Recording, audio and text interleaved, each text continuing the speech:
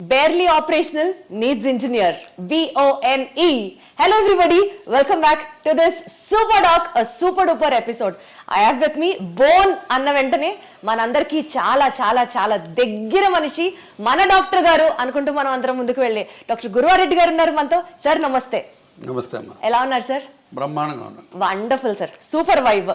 Sir the super డాక్టర్లో బేసికల్గా మీ గురించి మాట్లాడడంతో పాటు ఇప్పటి వరకు మీరు చేసిన అన్ని అచీవ్మెంట్స్ షేర్ చేసుకుంటూ ఉంటే ఒక పాయింట్లో ఒక ఇన్స్పిరేషనల్ స్టోరీగా ఉంటుంది. దాంతోపాటు మీ పర్సనల్ ఇన్సైట్స్ కూడా ఇంకాస్త లోతుగా తెలుసుకునే ప్రయత్నం చేద్దాము అన్న ఒక కాన్సెప్ట్తోనే ఈ సూపర్ డాక్ సిరీస్ మీతో చేస్తున్నాం sir. To start with, to become an orthopaedic surgeon, what's your inspiration sir? కరెక్ట్గా చెప్పాలంటే ఇన్స్పిరేషన్ ఏం లేదు, డిస్పరేషన్. అంటే రోడ్డు మీద యాక్సిడెంట్స్ ఉంటాయి కాబట్టి ఇండియాలో ప్రాక్టీస్ కొదవలేదు ఎముకలు ఎరగడానికి అని ఆ ఉద్దేశంతో ఆర్థోపెడిక్స్ సెలెక్ట్ చేసుకున్నాను నేను. అంతేగాని ఆర్థోపెడిక్స్ ఇన్స్పిరేషన్ వచ్చి ఎవరినో చూసి ఎక్సైట్ అయిపోయి ఎప్పుడు చేయలేదు. అప్పుడు బ్రతుకు తెరువు కోసం ఇది కరెక్ట్ బ్రాంచ్ అనిపించింది, అది చేసుకున్నాను. సార్ ఒకవేళ డాక్టర్ అయ్యి ఉండకపోతే ఏం చేసి ఉంటారు sir? What else career would you choose? Collector కావాలని ఉండేది. Collector? Yeah, I want to become an IAS. But నాకు అన్ఫార్చునేట్గా ప్రాపర్ గైడెన్స్ లేక ఆ డైరెక్షన్లో వెళ్ళలేకపోయాను. లేకపోతే I wanted to be an IAS. రోజు మొత్తంలో సుమారుగా ఎన్ని సర్జరీస్ చేస్తారు సార్? 20-25 సర్జరీస్. సో అన్ని సర్జరీస్ చేసిన తర్వాత టైర్డ్ అయిన తర్వాత what would be your relaxing trend sir? అదే మ్యూజిక్ వినడం, బుక్ చదువుకోవడం, లేకపోతే ఎక్వేరియం ఫిష్ చూడటం. ఫిషెస్ చూస్తే you become happy again sir? Very relax. అదేం థియరీ ఉంది చెప్పండి? ఏం థియరీ ఉంది అంటే ఇన్ బిట్వీన్ ది సర్జరీస్ ఓపీడీలోకి వచ్చి ప్రతి ఓపీలో నాకు ఎక్వేరియం ఉంటుంది. ఏ హాస్పిటల్లో ఎక్కడ కన్సల్టింగ్ రూమ్ అన్నా ఒక ఎక్వేరియం ఉంటుంది. ఆ ఫిష్ అటు ఇటు పోతూ ఉంటే అటు వెనకాల చూస్తా కూర్చుంటాను నేను.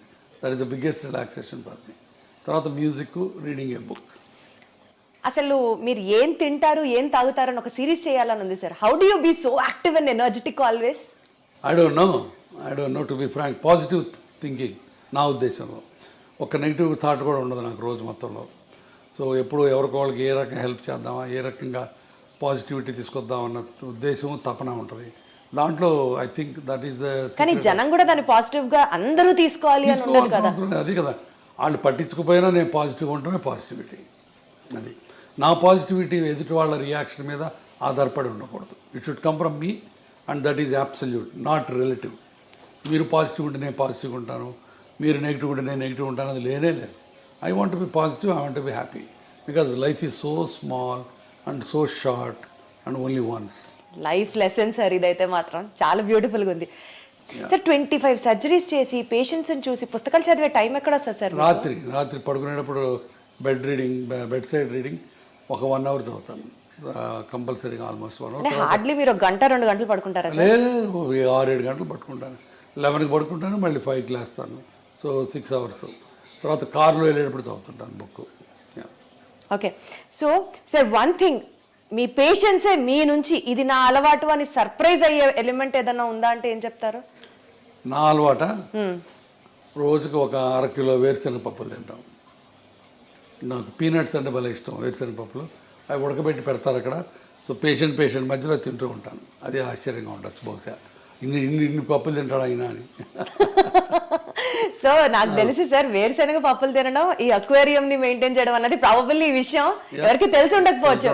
Only after this interview I take the credit. Exactly. Sir one life lesson what medicine has taught you అంటే ఏం చెప్తారు sir? Do whatever you can do without expecting anything and then God will give you whatever you deserve. అంటే less expectations, ఒక్క మాటలో చెప్పాలంటే absolutely no expectation and do it with your heart, not with your brains. Lot of the time brain పనిచేసి heart పనిచేయదు, అప్పుడే ఇబ్బందులు వస్తాయి. So anything you do with heart, with the compassion and passion, నీకు అన్ని మంచి జరుగుతాయి. నాకు గట్టి నమ్మకం. Got it sir. Good intent will help. Exactly. Sir you being an orthopedician sir, bones అనేవి బేసికల్గా బాడీ స్ట్రక్చర్కి హెల్ప్ చేస్తాయి అండ్ సపోర్ట్ ఇస్తాయి బాడీకి అని కాకుండా నిజంగా బోన్స్ రోల్ ఇంకా ఉందా sir? What usually people don't know or neglect about it? బోన్స్కి basically it's a skeleton made up of bones and నడవటానికి, కూర్చోవడానికి బోన్స్, జాయింట్స్ ఆల్ ఒక కాంప్రహెన్సివ్ యూనిట్. ఆ బోన్స్ సరిగా లేకపోతే పెయిన్స్ వస్తాయి. ఒక పోస్ట్ మెనోపాజల్, ఇప్పుడు ఆడవాళ్ళకి పీరియడ్స్ అయిపోయిన తర్వాత బాడీ అంతా పెయిన్స్ వస్తాయి. అది because of the bone pain, because of the calcium ఉండదు, వైటమిన్ డి అబ్జార్ప్షన్ ఉండదు. కాబట్టి one of the most important problems of A old age is bones not being healthy. తర్వాత బోన్స్ నాట్ హెల్తీగా ఉండటం వల్ల పడిపోతుంటాం, ఫ్రాక్చర్లు అవుతుంటాయి. సో కాబట్టి బోన్స్ చాలా చాలా రకాలుగా బోన్స్ అండ్ జాయింట్స్ మనిషి మనుగడకి లాస్ట్ చర్మాంకంలో సుఖంగా జీవించడానికి ముఖ్యంగా కావాల్సింది bones and joints. Body organs bones తో ఇంటరాక్ట్ అవుతాయి అన్న స్టేట్మెంట్ ని మీరు ఏకీభవిస్తారా? తప్పకుండా. ఎందుకంటే చివరి రోజుల్లో the balance of the body is very important. అది కోర్ మజిల్స్ అవన్నీ కూడా మన మజిల్స్ బోన్స్ స్ట్రాంగ్గా ఉంటే మీరు పడకుండా ఉంటారు, లేకపోతే కింద పడిపోయి ఫ్రాక్చర్ అవుతుంటాయి. I mean to ask you sir, digestive system ప్రాపర్గా ఫంక్షన్ అయితే బోన్స్ హెల్దీగా వర్క్ చేస్తాయి. అంతే కదా, మరి డౌట్ ఏముంది దాంట్లో. ఇప్పుడు మాల్ అబ్జార్ప్షన్ సిండ్రోమ్స్ ఉంటాయి. మాల్ అబ్జార్ప్షన్ సిండ్రోమ్స్లో గట్లోంచి సరైన వైటమిన్స్ సరైన ఎలిమెంట్స్ అబ్జార్బ్ అవ్వవు. వాటిల్లో బోన్స్ ఆస్టియోపోరోటిక్గా ఉంటాయి. కాబట్టి డైజెస్టివ్ సిస్టమ్ బాగుంటే బోన్స్ బాగుంటాయి. కిడ్నీస్కి బోన్స్కి లింక్ ఏంటి సార్? కిడ్నీస్ బోన్స్ లింక్స్ అంటే బికాజ్ అగైన్ థైరాయిడ్, పారాథైరాయిడ్, తర్వాత కాల్షియము, పారాథర్మోను, ఆ బ్యాలెన్స్లో ఒక్కోసారి కాల్షియము బోన్లో ఉండకుండా బ్లడ్లోకి వెళ్తుంది. సో ఒక్కొక్కసారి కిడ్నీ స్టోన్స్ అని ఫామ్ అవుతాయి. సో ఇదంతా మల్టిపుల్ హోమియోస్టాసిస్, అంటే కాల్షియం మెటబాలిజం సరిగ్గా లేకపోవటం వల్ల, తర్వాత పారాథర్మోన్స్ ఎక్కువ ఉండటం వల్ల తక్కువ ఉండటం వల్ల ఆ టైప్లో బోన్స్ ఉండాల్సిన ఆస్టియోపోరోసిస్ ఎక్కువైపోయి బోన్స్ ప్రాబ్లమ్స్ వస్తాయి. సో కాల్షియం మెటబాలిజం డిస్టర్బెన్స్ ఒక ప్రాబ్లం, కిడ్నీలో ఒక కాళ్ళ బోన్స్లో ప్రాబ్లమ్స్ వస్తాయి. బేసికల్గా ఈ calcium metabolism, vitamin D supplements ఏదైతే చెప్తూ ఉంటున్నారో బోన్ హెల్త్కి చాలా ఇంపార్టెంట్ అని, ఏ ఏజ్ నుంచి ఎవ్రీ టైం ఈ సప్లిమెంట్స్ తీసుకుంటూ ఉండాలంటారు sir calcium and vitamin D? Age of 16 to 60, easy to remember. 16 ఏళ్ళ నుంచి 60 ఏళ్ళ దాకా ప్రతి ఉమెన్ సప్లిమెంటల్ కాల్షియం తీసుకోవాలి. Vitamin D sir? Vitamin D depends on again, but of course vitamin D ఇప్పుడు ఇండియాలో 80% ఆఫ్ పీపుల్కి deficient, whatever the reasons. ఒక్కోసారి నాకు అనుమానం వస్తుంది, అసలు ఈ ఇండియాలో మెజర్ చేసే కరెక్ట్ ఎక్విప్మెంట్ ఉందా, లేకపోతే ఫాల్టీ ఎక్విప్మెంట్ వచ్చిందా అని అనుమానం ఉంటుంది. ఎందుకంటే everybody will have a vitamin D deficiency. So vitamin D రెగ్యులర్గా తీసుకోవడం కంటే కూడా పీరియడ్కి ప్రకారం తీసుకోవాలి, on the prescription of the either endocrinologist or an orthopedic surgeon. Sir, I don't know if it is right or wrong, but lung diseases unte they are more prone to risk of fractures anna mataki relevance unda sir? Lung డిసీజెస్కి bone ఫ్రాక్చర్స్కి నాకు తెలిసి connection ఏం కనపట్లేదు on the face of it. Direct connection అయితే ఏం లేదు lung disease వాటికి. సార్, న్యూరలాజికల్ కండిషన్ స్ట్రెస్ ఎక్కువ ఉన్నప్పుడు does it have an impact on the bone density or the bone strength? న్యూరలాజికల్గా కూడా డైరెక్ట్గా ఉండదు బోన్స్ మీద, బట్ ఒక్కొక్కసారి కొన్ని ప్రాబ్లమ్స్లో పార్కిన్సోనిజము అట్లాంటివి, అట్లంటే where you are not walking too much, you are sitting in a sedentary style, then the bones will lose calcium and osteoporosis వస్తుంది. అచ్చా, so there is an indirect link అనే చెప్పొచ్చు. సో బాడీలో ఇన్ఫ్లమేషన్ ఉన్నప్పుడు sir, ఇప్పుడు non inflammatory diet తినండి అని అందరినీ ప్రమోట్ చేస్తున్నారు భయంకరంగా. Does really inflammation in the body effect the bone health? Not much. Inflammation అనేది ఒక మజిల్స్కి జాయింట్స్కి ఉన్న సంబంధించింది. బోన్ ఇన్ఫ్లమేషన్ అనేది జనరల్గా బోన్ ఇన్ఫ్లమేటెడ్గా ఉండదు, బట్ బోన్స్లో ఒక్కొక్కసారి దేర్ కెన్ బి డిఫరెంట్ పెరియాస్టియటిస్ అని, ఆస్టియంకిను పెరియాస్టియం అని ఒక లేయర్ ఉంటుంది, దానికి బోన్కి మధ్య ఉన్న స్వెల్లింగ్స్ ఒక్కోసారి ఎక్కువ అవ్వచ్చు. అట్లాంటి వాటిని పెరియాస్టియటిస్ అంటే బాగా షిన్ పెయిన్స్ ఉంటాయి, అట్లాంటివి రావచ్చు. అది కూడా calcium, vitamin D, metabolism disturbance వల్ల రావచ్చు. సో అంటే ఆ న్యూరలాజికల్ ఇంపాక్ట్ ఉన్నట్టా లేనట్టా sir? How do we conclude? డైరెక్ట్గా న్యూరలాజికల్కి బోన్స్కి కనెక్షన్ ఉండదు. అంటే స్ట్రెస్ ఉంటే బోన్ పెయిన్ ఎక్కువ అవుతుంది. స్ట్రెస్ ఉంటే అన్ని బాడీలో అన్ని పెయిన్స్ ఎక్కువ అవుతాయి. అర్థమైందా?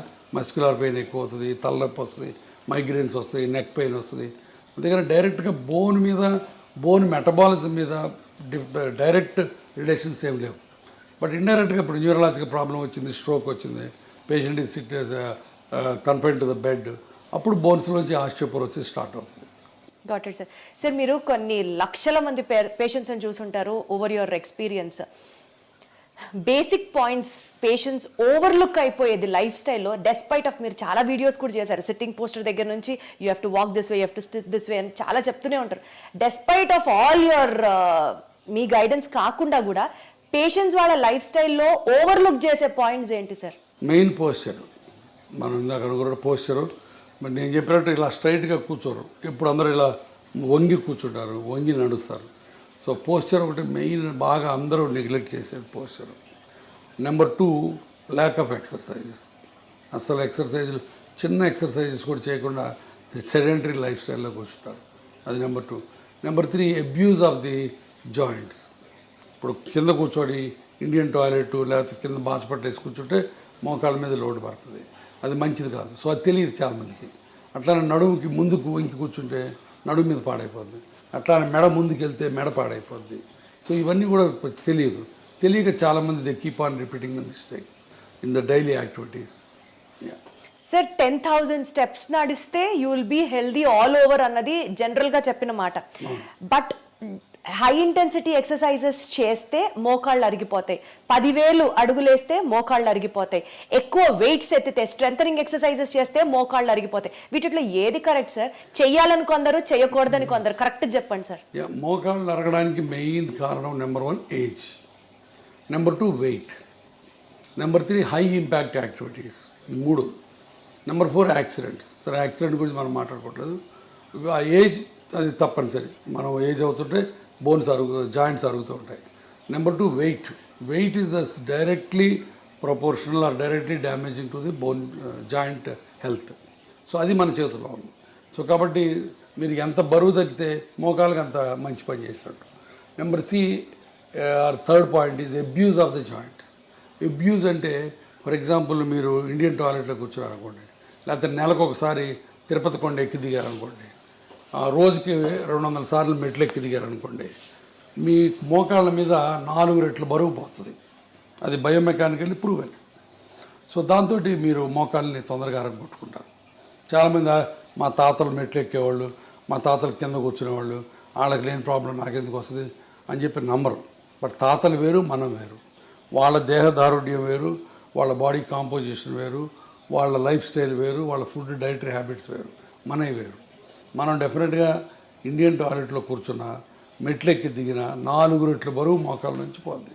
That is a proven biomechanical thing. So కాబట్టి అది చేయకూడదు. సో అది చాలా చాలా జాగ్రత్తగా చాలా మెట్లు ఎక్కి దిగకుండా ఎవరికి అసలు ఇంపాసిబుల్ కాబట్టి వీలున్నంత వరకు, ఇంపాసిబుల్ అంటే వీలున్నంత వరకు. సో అది ఎక్కి దిగాలని రూల్ ఏం లేదు. చాలామందికి ఎక్కి దిగితే మంచిది, హెల్త్ మంచిది అంటారు. సో కొంతమంది అసలు లిఫ్ట్ ప్రిఫర్ చేయరు. My doctor advised me to use only lifts, నేను డోంట్ యూజ్ ద లిఫ్ట్స్ అని చాలామంది అంటారు. That is a wrong concept. ఎందుకంటే ఇప్పుడు కార్డియాలజిస్ట్కి మాకు ఇప్పుడు తగదాలు. కార్డియాలజిస్ట్ ఏమో నడవమంటాడు, మెట్లు ఎక్కమంటాడు, లిఫ్ట్ ఎక్కద్దు అంటాడు. నేనేమో లిఫ్ట్ వాడద్దు, మెట్లు వాడద్దు, లిఫ్ట్ వాడమంటాను. కారణం ఏంటంటే మెట్లకి దిగితే గుండెకి మంచిది, లంగ్స్కి మంచిది, బట్ మోకాళ్ళు బ్యాడ్ అయిపోద్ది. సో అన్ని బాడీలో అన్ని ఆర్గన్స్కి కాపాడి స్టిల్ ఎక్సర్సైజ్ ఇచ్చేది 2 బ్రిస్క్ వాకింగ్ అండ్ సైక్లింగ్ ఒకటి. ఈ రెండు మీకు బాగా ఉపయోగపడతాయి. సో అది చేసుకుంటే చాలు. ఇప్పుడు ప్రతిరోజు మెట్లెక్కి దిగాలని రూల్ లేనే లేదు. సార్ కొన్నిసార్లు మీ ఫ్యామిలీ గురించి, మీ పర్సనల్ స్పేస్ గురించి మీరు మాట్లాడినప్పుడు చాలా కంపాషనేట్గా మాట్లాడుతున్నట్లు అనిపిస్తుంది. ఈ field especially in the terms of medical field, hospitals, costly hospitals, rich is everything, కంపాషనేట్గా అనిపిస్తుందా సార్, లేకపోతే కమర్షియలైజ్ అయ్యింది కల్చరు అన్న ఫీలింగ్ మీకు ఎప్పుడైనా వచ్చిందా? కంపాషన్ అనేది గుండెలోంచి రావాలి, కమర్షియల్ అనేది బ్రెయిన్లోంచి. ఇందాక మనం అనుకున్నట్టు ఇది కమర్షియల్ వరల్డే, but still you can be kind, you can be compassionate. That's what it is. ఇప్పుడు మా హాస్పిటల్ ఉంది, మేమే చారిటీ కాదు. We have to run the hospital, we have to earn for the stakeholders, but at the same time we don't need to flee the patient దోచుకోవాల్సిన పని లేదు, and వాడి రక్తం పీల్చాల్సిన పని లేదు. మేమే కాదు, 90% of the doctors don't do that. But ఆ దురదృష్టవశాత్తు thanks to media, thanks to the people, మేమందరం దొంగలవి, మేమందరం రాబందులవి, మేమందరం బందిపోట్ల కింద చిత్రీకరించబడుతున్నాం. The unfortunate thing there. కాబట్టి కంపాషన్ బేసిక్గా లేకపోతే you are not fit to be a doctor. So compassion తోటే అందరూ ప్రాక్టీస్ చేస్తాం, బట్ ఒక్కోసారి బయటికి కమర్షియల్ ఎలిమెంట్సే బయటకు వస్తాయి. Profit over a patients care if you have to talk, మీరు ఎప్పుడు patient care this really made my day, నేను ప్రాఫిట్ చూడలేదు ఈ కేసులో అని మీకు ఆ హార్ట్ వెల్మింగ్ గా అనిపించిన చాలా సార్లు వస్తుంది అది. ఇప్పుడు నా దగ్గర పేషెంట్స్ వస్తారు, I'm working in a corporate hospital, ఇందాక మీతో అన్నట్టు చారిటీ హాస్పిటల్ కాదు, ఇక్కడ బిల్లులు లక్షలు అవుతాయి, బట్ ఒక్కొక్కసారి బిల్లులు కట్టలేనప్పుడు అవి ఏమి చేస్తాం, చేతనైన సహాయం చేస్తాం. ఇప్పుడు నేను ట్రస్ట్ పెట్టాను, ఆ ట్రస్ట్లో హెల్ప్ చేస్తాం. సో చాలా రకాల హెల్ప్ చేస్తాం. ఆ హెల్ప్ చేసిన ప్రతిసారి హ్యాపీనెస్ ఉంటుంది, దాంట్లో డౌటే లేదు. One incident if you have to tell sir it really made your day అని అంటే ఏం చెప్తారు? చాలా ఉన్నాయి. లాస్ట్ వీక్ ఇట్ సెల్ఫ్ ఒక కలీగ్ ఆర్థోపెడిక్ సర్జను, బట్ చాలా రోజుల నుంచి ఆయన ప్రాక్టీస్ చేయట్లేదు, బెడ్ మీద కదలట్లేదు, ఆయన పడి ఫ్రాక్చర్ అయి వచ్చాడు. సో హిప్ రిప్లేస్మెంట్ చేసాం. అయిన తర్వాత కూడా ఆయన 10 రోజులు హాస్పిటల్లో ఉన్నాడు, బట్ నడవలేదు, ఈ రిఫ్యూజ్ టు వాక్. బిల్లు చాలా అయింది, మళ్ళీ కట్టుకోలేమన్నారు. దాన్ని మరి 70% బిల్ తగ్గించి ఇంటికి పంపించాను. ఆ ఇంటికి పోయే ముందు ఆయన నాతో వీడియో కాల్లో ఆయన కళ్ళల్లో కృతజ్ఞత, ఆయన ఆవిడ కళ్ళల్లో కృతజ్ఞత నాకు evident, and that made my day. Wonderful sir, super super sir. ఇప్పుడు సోషల్ మీడియా ట్రెండ్ అనుకోవచ్చు, maybe because of the awareness for the people అనుకోవచ్చు, ప్రతి ఒక్కళ్ళకి మెడికల్ నాలెడ్జ్ తెలుస్తోంది and they started questioning the doctors as well. మీరు appreciate చేస్తారా యాక్ట్ని, or do get bored or you know విసుగొస్తుందా? విసుగు రాదు, 70% దాకా టాలరేట్ చేస్తారు, బట్ ఒక్కోసారి వాళ్ళు గీత దాడతారు. గీత దాటి ఏం జరిగింది సార్ అలాంటి సంఘటన ఒకటి చెప్పండి. ఏలేదు, ఫర్ ఎగ్జాంపుల్ నిన్న మోకాళ్ళ ఆపరేషన్కి ఒక ఆయన వచ్చాడు, ఆయన ఏదో ప్రొఫెసర్ ఎక్కడో, కొంత నాలెడ్జ్ ఉంది. సో క్వశ్చన్స్ అడుగుతున్నాడు, నేను చాలా ఓపిక్గా 20 నిమిషాలు ఆన్సర్లు ఇచ్చాను. మళ్ళీ 21 తర్వాత మళ్ళీ మొదలుపెట్టాడు. నాకు కొంచెం కోపం వచ్చింది. మిగతా పేషెంట్లు వెయిట్ చేస్తారు. నేను చెప్పాను, ప్రొఫెసర్ గారు మీరు ఇందాక అడిగిన వాటన్నిటి సమాధానాలు చెప్పాను, మళ్ళీ అదే క్వశ్చన్స్ అడుగుతున్నారు, సేమ్ సమాధానాలు చెప్తారు, కొత్త సమాధానాలు ఉండవు. మీరు అనుకున్నట్టు సమాధానం రావాలంటే రాదు, సమాధానం ఒకటే ఉంటుంది, మీరు అనుకున్నట్టు రాదు అని చెప్పాను. అంత తిట్టినట్టు చెప్పలేదు, బట్ కొంచెం వాయిస్ పెంచి చెప్పాను. ఆయన అర్థం చేసుకున్నాడు, డాక్టర్ గారికి కోపం వచ్చినట్టుందని మెదకుండా వెళ్ళిపోయాడు. బట్ చాలా తక్కువ అలాంటి ఇన్సిడెంట్స్. సార్ బేసికల్గా మీరు అన్ని ఇయర్స్ మెడిసిన్ చేసి అంతమందితో యూనో చూసి పేషెంట్స్ని చూసి ఒక డెసిషన్ తీసుకుంటారు సార్, మెడికల్ డెసిషన్. అన్ఫార్చునేట్లీ అది మీడియా వల్ల కానీ పబ్లిక్ వల్ల కానీ మిస్అండర్స్టాండ్ అయిన సిచ్యువేషన్స్ ఉన్నాయా? ఉన్నాయండి. ఇప్పుడు నేను ఒకసారి అంతకుముందు కూడా చెప్పాను, ఒక పేషెంట్కి కాలు ఇరిగి వేరే హాస్పిటల్లో ట్రీట్మెంట్ చేసుకుంటే ఆ కాలు అంతా డెడ్ అయిపోయినట్టు అయిపోయింది, వుడెన్ ఇండ్యూరేటెడ్గా అయిపోయింది. దాన్ని మనం కంపార్ట్మెంట్ సిండ్రోమ్ అంటాం. అతను నా దగ్గరకు వచ్చాడు, కాలు తీసేయమంటున్నారు సార్ మిగతా వాళ్ళు, మీరేంటని. నేను కాలు తీయక్కర్లేదు అని చెప్పి 3 నెలల పాటు లిటరల్గా సాకాను ఆ కుర్రాడిని. సాకడం అంటే ఏదో కుర్రాడు తమ్ముడిని కొడుకుని చూసుకున్నట్టు చూసుకొని అతనికి హైపర్ బ్యారిక్ ఆక్సిజన్ కావాలంటే ఇక్కడ, లేకపోతే వేరే ఇంకొక మిలిటరీ హాస్పిటల్కి పంపించి అన్ని రకాలుగా చేశాను.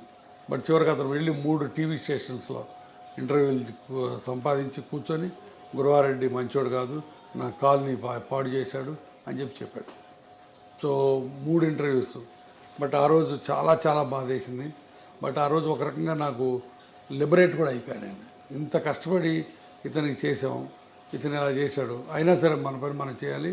ఈ ప్రెస్ గురించి, ఈ టీవీల గురించి, వాటి గురించి భయపడకూడదు.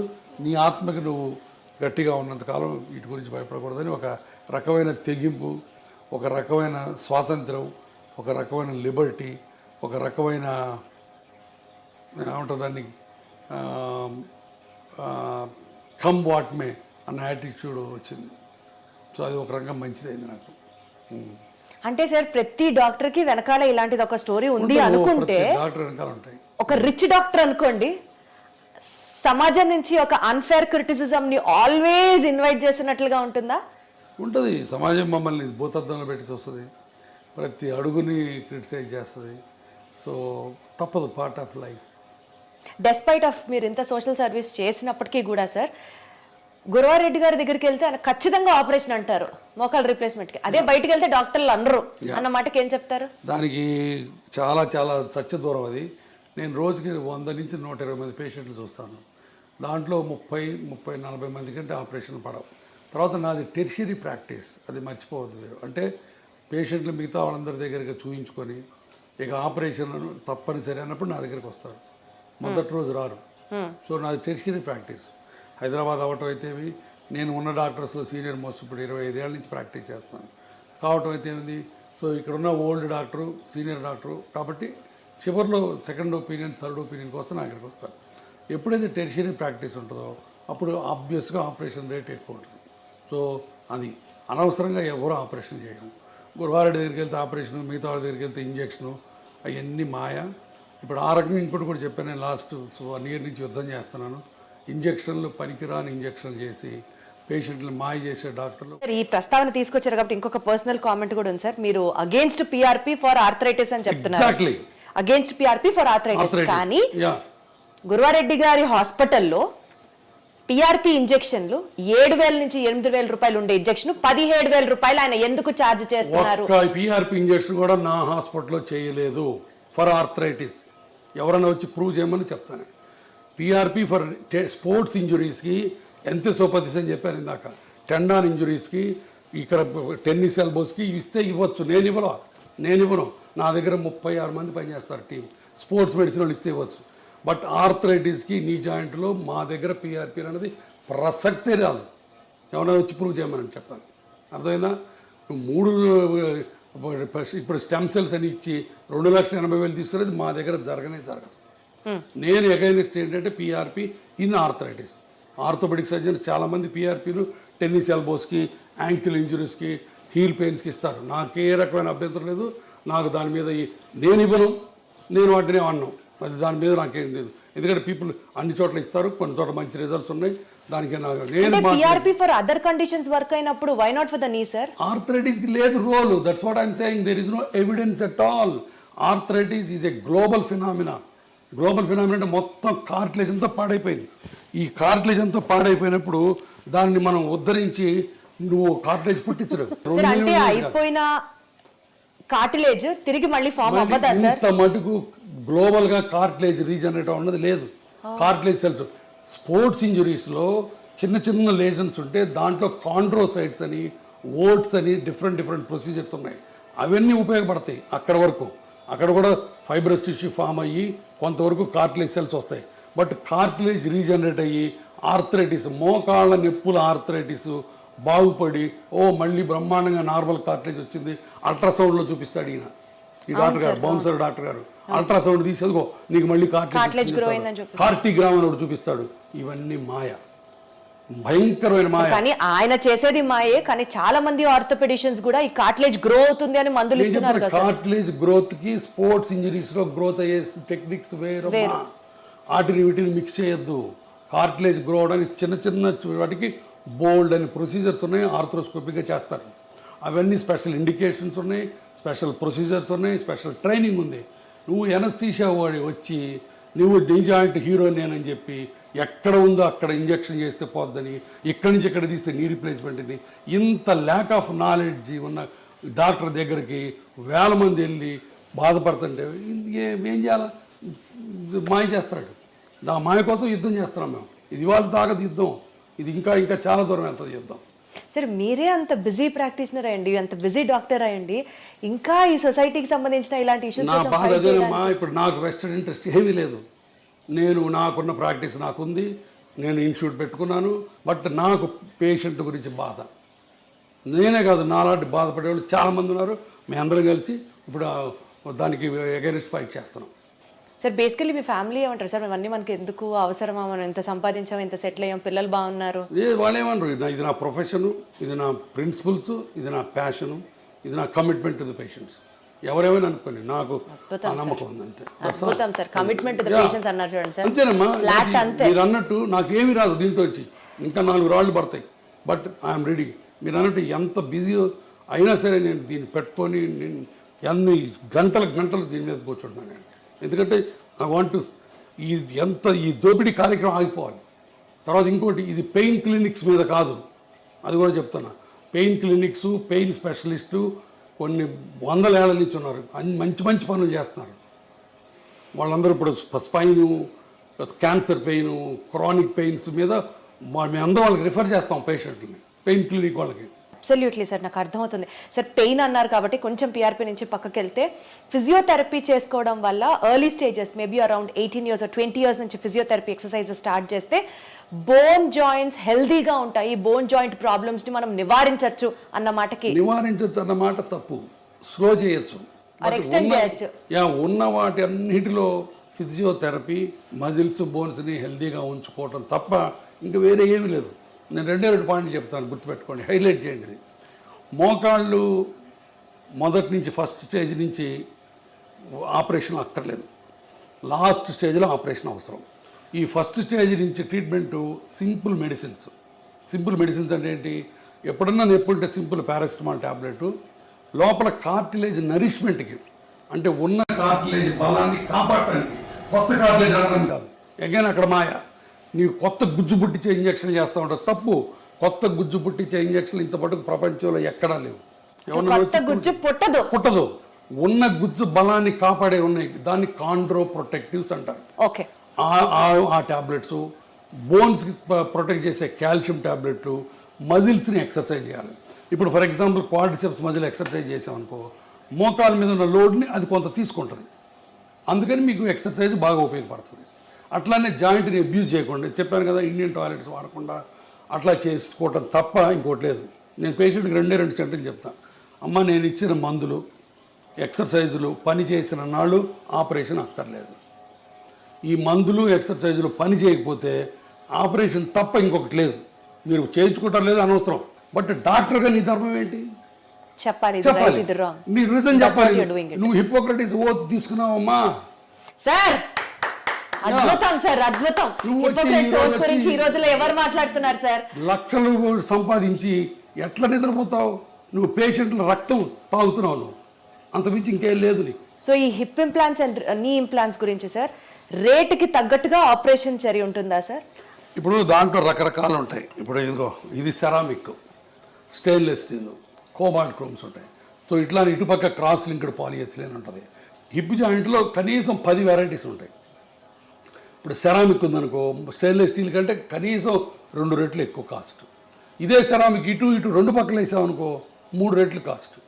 ఇటుపక్క ఓన్లీ ప్లాస్టిక్ వేసామనుకో రేట్ తగ్గుతుంది. సిమెంట్ లేకుండా వేసామనుకో రేట్ ఎక్కువ, అది లోపల హైడ్రాక్సీ అపటైట్ కోటింగ్ ఉంటుంది. అదే సిమెంట్తో వేసామనుకో రేట్ తక్కువ. సో ఇట్లా డిఫరెంట్ కాంబినేషన్స్ ఉన్నాయి. అందుకని రేట్స్ వేరీ అవుతాయి. ఇప్పుడు చీరల్లో పట్టు చీరలు ఉంటాయి, సిల్క్ చీరలు ఉంటాయి, ధర్మవరం చీరలు ఉంటాయి, చీరల్లో హ్యాండ్ ఎంబ్రాయిడరీ ఉంటుంది, ఒక్కొక్క చీర ఒక్కొక్క కాస్ట్. అవునా కదా? జరీ ఉంటుంది, జరీ ఉంటే కాస్ట్ ఎక్కువ. ఇది అంతే. ఒక 20 వెరైటీస్ ఆఫ్ జాయింట్లు ఉన్నాయి. ఇక్కడికి వచ్చిన తర్వాత ఆ జాయింట్ని బట్టి ₹1,00,000 నుంచి ₹5,00,000 దాకా ఉంది హిప్ ప్రైస్. ₹1,00,000కి ఇండియన్ ఇంప్లాంట్ సిమెంట్తో వేసుకోవచ్చు. బట్ అది యంగ్ పేషెంట్కి వేయడానికి లేదు. యంగ్ పేషెంట్ 25 ఏళ్ళు కోవిడ్ బారిన పడి ఎవాస్కులర్ నెక్రోసిస్ వచ్చిన అతనికి ₹1,00,000 ఇస్తే తొందరగా పాడైపోద్ది. అతనికి అన్సిమెంటెడ్ హిప్ వేయాలా, సెరామిక్ హిప్ వేయాలి. So that's all. ఇప్పుడు దాంట్లో రోబోటిక్ టెక్నాలజీ వచ్చింది. రోబోటిక్ టెక్నాలజీ చేస్తే కొన్ని అడ్వాంటేజెస్ ఉన్నాయి, దానికి ఎక్కువ అవుతుంది. సో ఇవి థింగ్స్. సార్, రోబోటిక్ సర్జరీస్ గురించి మాట్లాడితే sir, your hospital is ranked among the top most robotic surgeries perform చేసే హాస్పిటల్. అది definitely first of all congratulation sir. కాకపోతే రోబోటిక్ సర్జరీస్ అన్నవి are affordable to everybody is one not at all. Robotics ప్రతి వాళ్ళు చేయించుకోవాలి రూలే లేదు. Robotics చేయాలి, అది చేయకపోతే నీ బతుకు దుర్భరం అన్నమాట, అంతకంటే లేదు. ఎప్పుడు చేస్తారు సార్ రోబోటిక్స్? రోబోటిక్స్ వల్ల 2-3 అడ్వాంటేజెస్ ఉన్నాయి. మార్జినల్ అడ్వాంటేజెస్ అది పేషెంట్కి ఎక్స్ప్లెయిన్ చేస్తాం. కొంత ప్రెసిషన్ ఉంటుంది, కొంత post operative pain, immediate post operative pain కొంత తక్కువ ఉంటుంది. ఓన్లీ ఫస్ట్ 2-3 days, తర్వాత మళ్ళీ సేమ్ ఉంటుంది. ఆ ఫస్ట్ 2 days ఎందుకు ఉంటుంది అంటే సాఫ్ట్ టిష్యూ డిసెక్షన్ తక్కువ ఉంటుంది. తర్వాత ఇప్పుడు అలైన్మెంట్స్ అని డిఫరెంట్ అలైన్మెంట్స్ వచ్చినాయి మోకాళ్ళ ఆపరేషన్లో. ఆ డిఫరెంట్ అలైన్మెంట్ చేయాలంటే రోబోటిక్స్ ద్వారా చేయొచ్చు. ఇవన్నీ కూడా వెరీ సైంటిఫిక్. కానీ రోబోటిక్తోనే చేయాలని రూల్ లేదు. నేను 100 మందికి చేస్తే ఒక 50 మంది రోబోట్ చేయించుకుంటారు, 50 మంది రోబోట్ చేయించుకోరు. బట్ ప్రతి పేషెంట్కి ముందే చెప్తాం రోబోటిక్ వల్ల ఈ ఉపయోగాలు ఉన్నాయి, బట్ ఈ ఉపయోగాల గురించి మీరు డబ్బులు వేస్ట్ చేసుకోవాల్సిన పని లేదని కూడా చెప్తాం. కానీ సార్ ప్రిసిషన్ అక్యురేట్ గా ఉంటుంది, చాలా మినిమల్ ఇన్వేషన్ ఉంటుంది, వీటి గురించి ఇట్లా మాట్లాడితే సక్సెస్ రేటు రోబోటిక్ సర్జరీస్ లో ఫర్దర్ గా ఏమీ లేదు, రెండిటికి ఒకటే. Sure, sir. రోబోటిక్ సర్జరీ వల్ల సక్సెస్ రేట్ ఎక్కువ అవుతుందని ఎవ్వరు చెప్పకూడదు, చెబితే అది అబద్ధం. నేను చెప్పను, నేను ఇంతవరకు ఏ పేషెంట్కి చెప్పలా. రోబోటిక్ వల్ల కొంత అడ్వాంటేజెస్ ఉన్నాయని చెప్తాను తప్ప సక్సెస్ రేట్లో ఏ మాత్రం తేడా లేదు, రెండుకి ఒకటే సక్సెస్ రేట్. ఎట్లా జరుగుతున్నాయి సార్? అంటే పేషెంట్స్ యొక్క పర్సెప్షన్ టువర్డ్స్ రోబోటిక్ సర్జరీ ఎట్లా ఉంది సార్? పేషెంట్స్ వల్ల మా పేషెంట్స్ కూడా ఏంటంటే ఇండియన్ పేషెంట్స్ కూడా ఇప్పుడు వెల్ ఇన్ఫార్మ్డ్, Absolutely. వాళ్ళందరూ వాళ్ళే వచ్చి అడుగుతారు. తర్వాత చాలామంది పేషెంట్లకి వాళ్ళ పిల్లలు అమెరికాలో ఉంటారు, అక్కడ అమెరికాలో ఇది standard of care robotic surgery అన్నది. వాళ్ళు అక్కడి నుంచి చెప్పి మీరు రోబోటిక్ చేయించుకోవడం చెప్తారు తల్లిదండ్రులకి, వాళ్ళు మమ్మల్ని వచ్చి అడుగుతారు. సో మేము ఆఫర్ చేస్తాం, దట్స్ ఆల్. అంతకుమించి అంటే పేషెంట్ సౌలభ్యం కోసం అది కూడా ఇనిషియల్ గా తప్పించి పేషెంట్ని మాయ చేసి పేషెంట్ని అబద్ధాలు చెప్పి రోబోటిక్స్ చేసే ప్రసక్తి లేదు, నెంబర్ 1. నెంబర్ 2, రోబోటిక్స్ చేసి నువ్వు అద్భుతంగా ఉంటావు, ఇంకో 20 ఏళ్ళు ఎక్స్ట్రా ఉంటావు అన్నది అంతకంటే లేదు. రోబోటిక్స్కి ఎక్స్ట్రా సక్సెస్ రేట్ అన్నది అంతకంటే లేదు.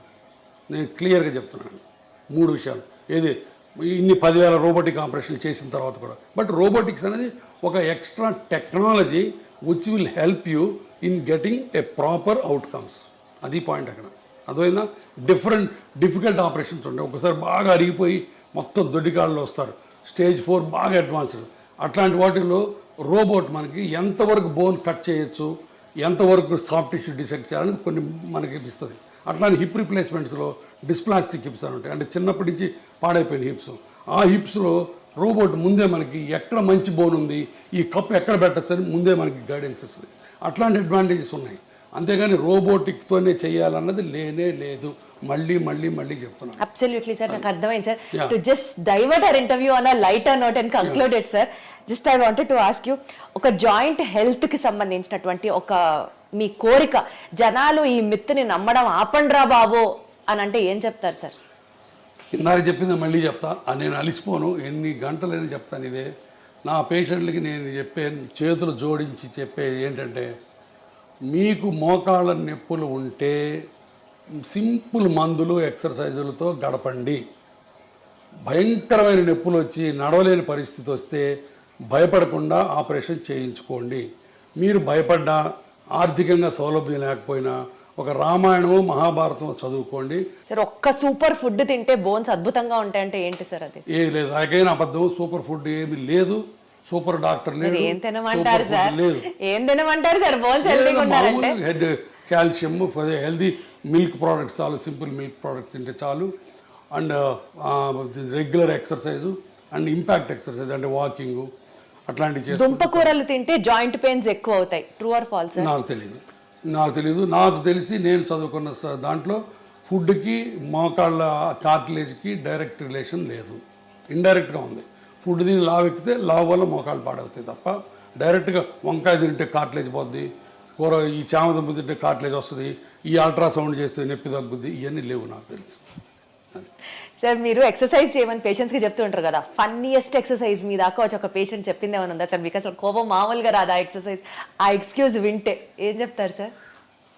అంటే నా దగ్గరకు వచ్చే పేషెంట్లు ఒక్కోసారి నేను ఏం చెప్పినా దానికి కౌంటర్ చెప్తారు. మనం ఎక్సర్సైజ్ చేయండి, లేదండి నా బాడీ ఒప్పుకోదు అంటారు. మందులు వేసుకోమంటే నాకు అలసరండి అంటారు.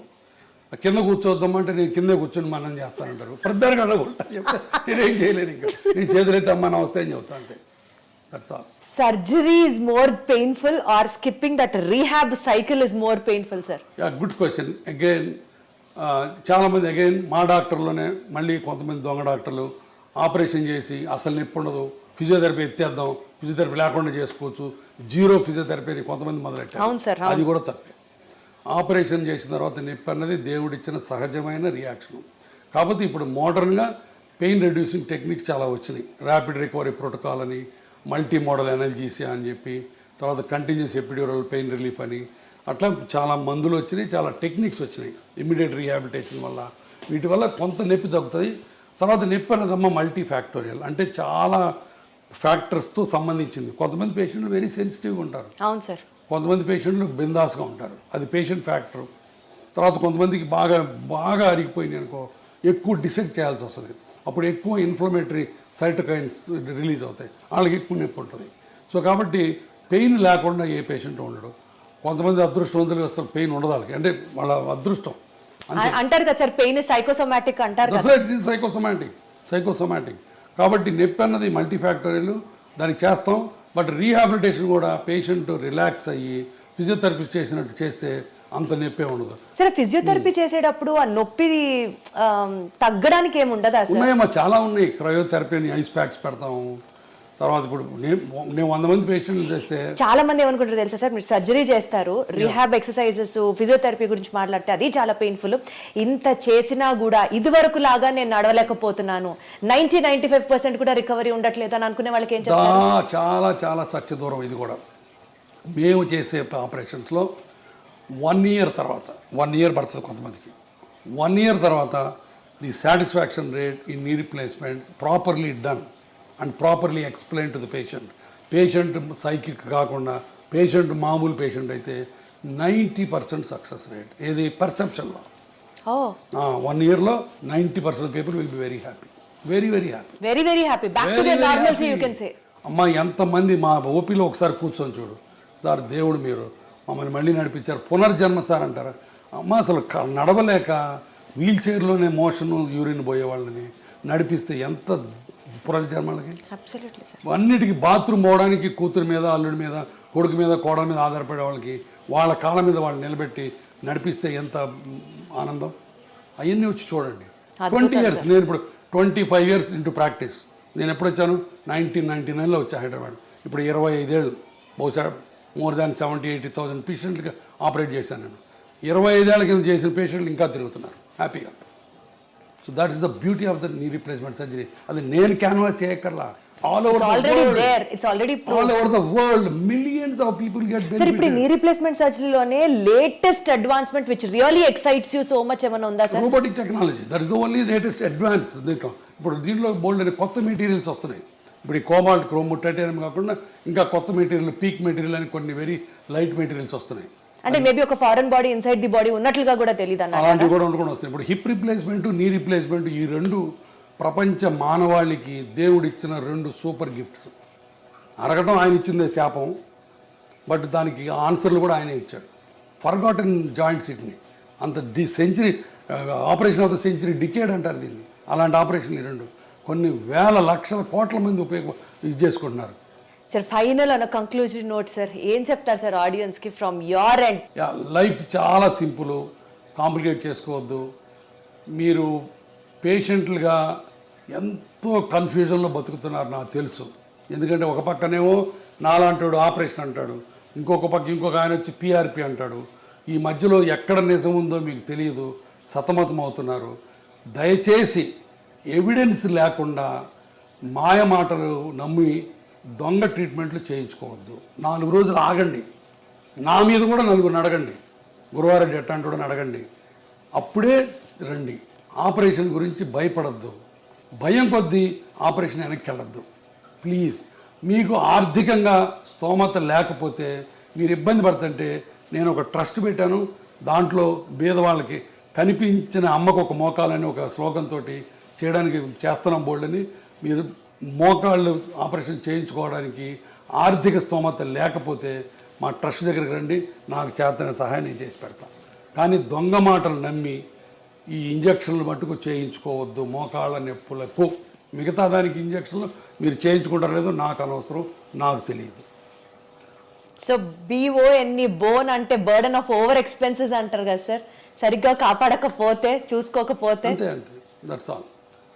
Wonderful sir, so good talking to you. Thank you so much. Okay. Thank you.